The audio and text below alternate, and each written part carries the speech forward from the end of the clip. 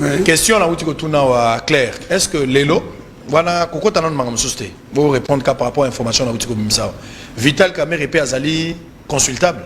Tout à fait. Tout en étant en prison.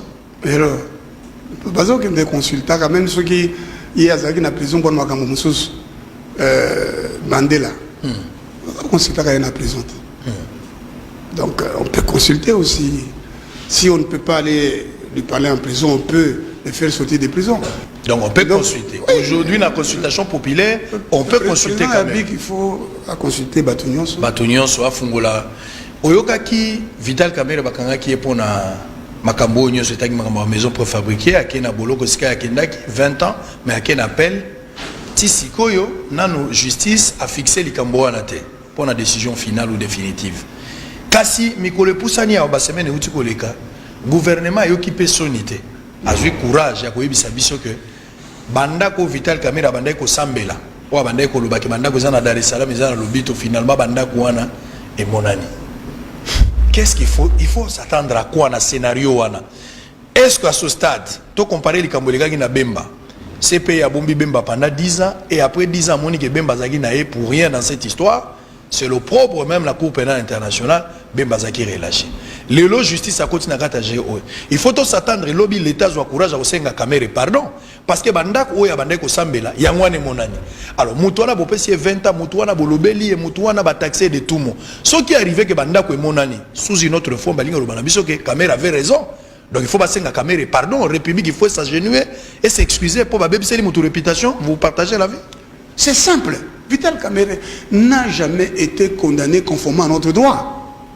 Le principe sacro-saint de notre droit, c'est l'interprétation stricte de la loi pénale, qui est le corollaire du principe de la normativité de la loi pénale, qu'on appelle la légalité. Nous, comme notre source de droit, c'est aussi la coutume, donc la Constitution, les traités internationaux, les lois, les actes conformes, réglementaires conformes à la loi, mais aussi la coutume, pour autant que ceci soit conforme à la loi et aux bonnes mains. Donc nous pouvons dire, nous pouvons appeler le principe de la légalité, principe de la normativité. En France, on l'appelle d'ailleurs principe de la textualité. Il n'y a pas d'infraction sans texte. Aujourd'hui, nous l'homme criminel, nous la poigne nationale, etc. Alors, le droit n'a pas principe de la légalité. Et l'ingui que va interpréter strictement pour pas condamner mon pour détournement des deniers publics.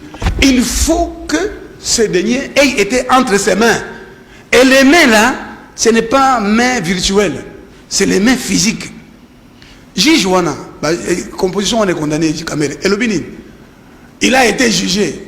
Il a été jugé des sources à droit. Na Congo, la jurisprudence n'est pas source de droit applicable.